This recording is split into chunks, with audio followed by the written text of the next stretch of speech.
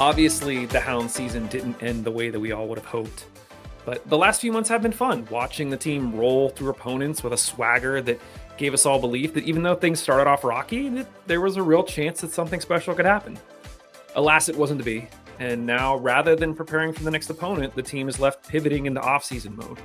So with that in mind, I was curious what that hard pivot is like for an organization. And so I'm excited to once again be joined by sporting director Dan Visser to give us an inside look into his reaction to the end of the season and what this week has been like for the front office. As always, be sure to subscribe wherever you're getting this and leave your thoughts in the comments below. And with that, on with the interview. Dan Visser, welcome back to the show. Thanks for having me, Mike. So obviously an unfortunate end of the season. Looking back, what's your gut assessment of 2024 for the Hounds? Yeah, I don't think I'll have a lot of, maybe different opinion than probably what most people listening have in terms of really hard start to the year. And obviously, a pretty good back half in a number of ways. I think, obviously, to have that first start, I think it was 3 wins in the first 18 games. So that is not really setting yourself up for a great, forget playoff run or championship run, even just to make the playoffs. So I think to have a better second half of the year is obviously the positive takeaway. I still think a lot of dropped opportunities in the back half. We just drop points and whatever. Certainly didn't make things easy for ourselves. But it was a difficult season. There's no doubt about it. This was your first season where you weren't on the sidelines. Did you miss being there? Not really. I don't know. I think I was interested in a change, and so to have that change, I think was a good thing. You and I chatted for a second before the show. I was just downstairs talking with Bob after having not really connect with him, in depth since the season ended, and it was a nice conversation. It was like we used to talk like all day, every day about everything, and then now there's he was in all those meetings, and I've got some stuff I'm doing on the academy side and whatever. So there's parts about it I miss for sure, but it was a good transition. Yeah. I'm curious, you mentioned sort of transition for you positionally, but there is this transition for the team where you end up going into the playoffs thinking that, you have a chance at making a run, and then you're sort of planning for that run. And then all of a sudden that just sort of comes to an end. And so I'm just curious, like from your perspective within the front office as an organization, do you plan for that where you say like, okay, the team might keep going or, we might have to shift and this is what we're all going to focus on this week instead? Or do you kind of just like hope for the best? And then if it doesn't work out, you kind of pick up the pieces and figure out where you go from there? Yeah, I think that on the team side, anytime you get knocked off in the playoffs, which is what's happened the last 7 years, it feels very abrupt. Where you go from just like training every day, you've got like your season or your routine from the season, and then all of a sudden it's just done. And then ends on a Saturday, Sunday's a day off or whatever, a travel day if you're on the road, and then it's a Monday team meeting, and then like right away get into kind of individual meetings. So it's the whole routine of getting guys out of apartments and figuring out some travel stuff or whatever it might be. It always feels super abrupt. On the front office side, this is kind of my first time really experiencing what that feels like. I'm here at our Montour at our training facility in terms of my office. But every Monday I'm over at Highmark. There's a director's meeting. So the meeting this Monday was like, okay, guys, this is now the first day of 2025 type of a thing. In the build up to kind of the playoffs and that type of thing. I mean, there is thought processes given to like selling tickets to potential home playoff games, because as unlikely as it was, there was still possibility that you could theoretically have a game and you really can't do the things that you need to do from a ticket sales side in a week. So you can't just wait until that time. So there has to be some of that. And somebody asked me at some point about like feeling like we were jinxing anything I'm like, I don't really worry about a jinx, but like you also don't want to come off as whatever when you start to release some of that stuff as well. So it's a balance. And we were looking at some different scenarios and odds, and I don't even remember what we ended up doing. You might know even better than I if we ever released kind of the opportunity to at least reserve spots or something along those lines. But yeah, we planned for continuing on because I think you have to, because otherwise you're just caught unprepared. Yeah. One question that we've been asking people just out of curiosity is sort of player shield or championship. This was something that came up last season where the team obviously won the player shield and had, a very successful year from almost start to finish. And then obviously the playoffs didn't go the way that we did. And it feels like, to a certain extent, the playoffs are a bit of a wild card and you never really know. But I'm just curious from your perspective, if you had the choice of, player shield or championship, and I know they're not mutually exclusive, in terms of building a roster and how you want to approach building a program, do you think that you would focus more towards the player shield or more towards a championship? I don't think in the roster build there's really a different strategy. I'm trying to think of what that even might look or feel like if you were building a roster for a championship versus building for a player shield. I think that there's no doubt that if I had a choice between a player shield and a championship, I'd choose a championship. I mean, there's no doubt about that. I think that, but you're going for both, and one of the reasons you're going for that player shield is not even because it's a player shield, is because it gives you the best chance for a championship. Because, right. Very obviously, we're all too aware that upsets happen, but to have the opportunity to play all your games at home in the playoffs, I just think it is going to give you the best chance at that championship. So I don't think there's anything during the year that I would look towards and be like, no, we want to we don't want to take this action because we're focusing on a championship and not a player shield. I think they align. I think they go together. Maybe an injury situation, if you were to say, if we win this game, we could win the player shield, but we don't want to hurt this player for the playoff run. There may be thought given to that for sure. But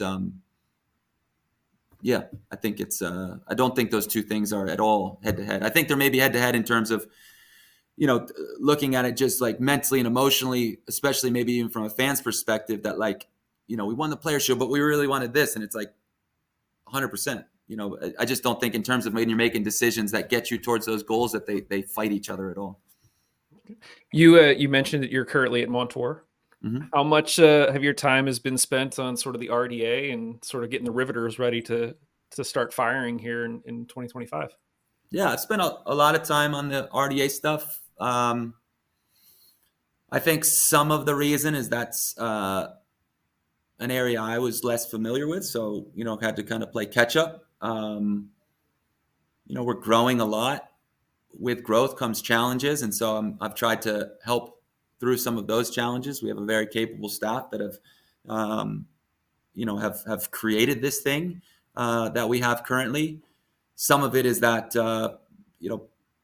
Bob is perfectly capable to do a lot of the things that he's always done, and so yeah, that is what it is. I think that what this offseason looks like, and that's a little bit of, I mentioned that I was down talking with him today, that we talked through, is just, I think it's going to be an evolving process in terms of what my role is. I think I'll continue to be involved in some of the same stuff I was previously as an assistant in how we build out the team. But yeah, I mean, it's still very much Bob's team. So there's no question there.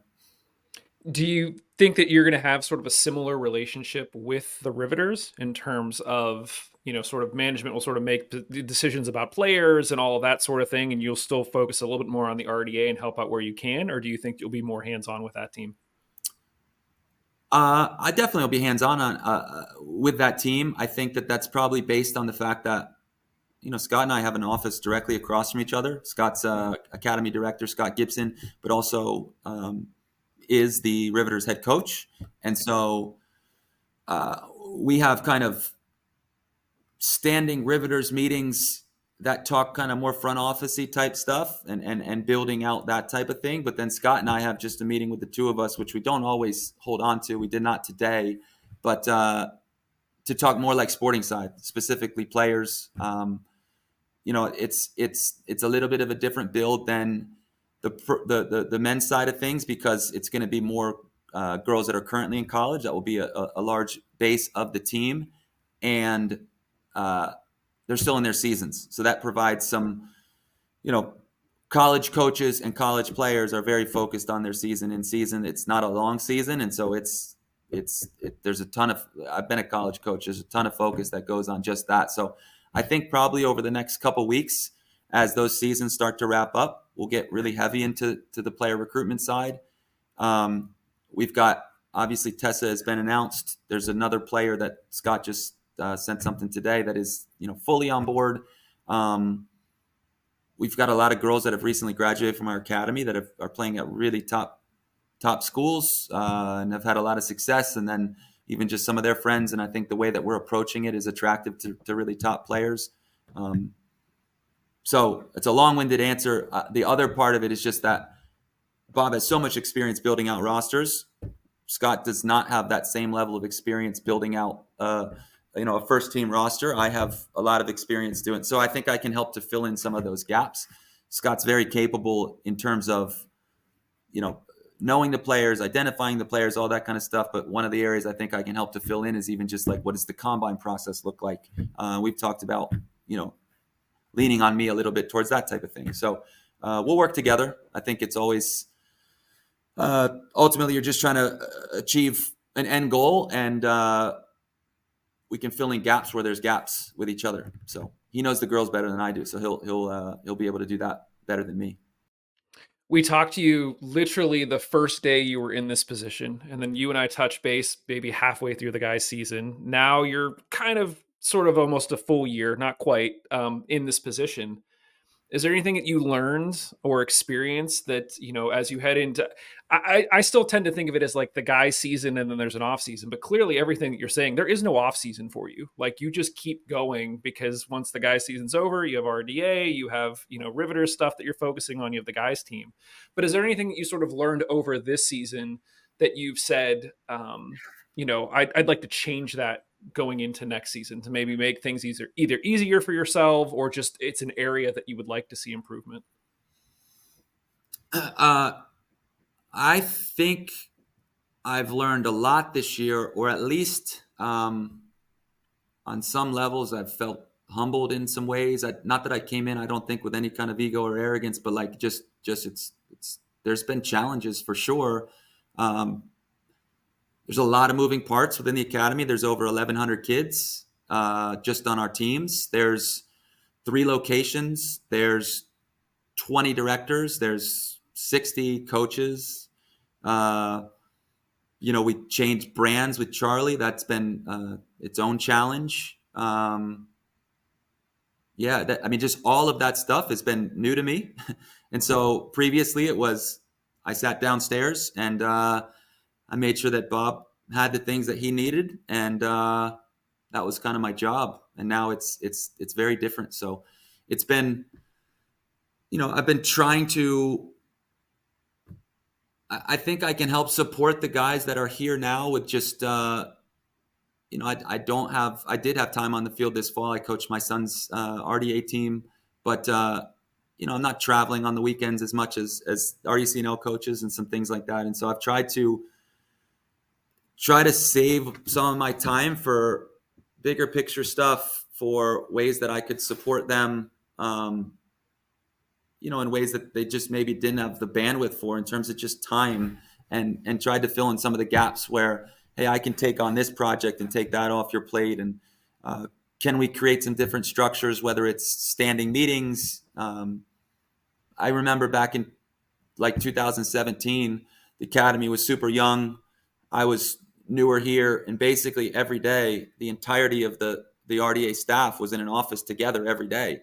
That certainly doesn't happen now. So how do you keep everybody on the same page when it is as spread out and as large as it is? And so that's been the challenge. I think we've made strides, and I think that our directors have pushed on a lot of those initiatives, and then also been receptive to some of the things that I've tried to do. So yeah. Listen, it's clear that you're heavily involved. It's clear that there's a lot of balls in the air. Do you get a chance to like take a break at all? Like, are you able to go on vacation? Are you guys planning any trips or anything like that now that at least the men's season is over? Yeah, so I mean, part of the reason, honestly, like it is a bit of a grind during the season, and even in the off season, just the way that we approach it. Uh, in my role as assistant coach, where I think the daily schedule is fine, but you're just in it, pretty every day. I do think that I can step away a little bit more now.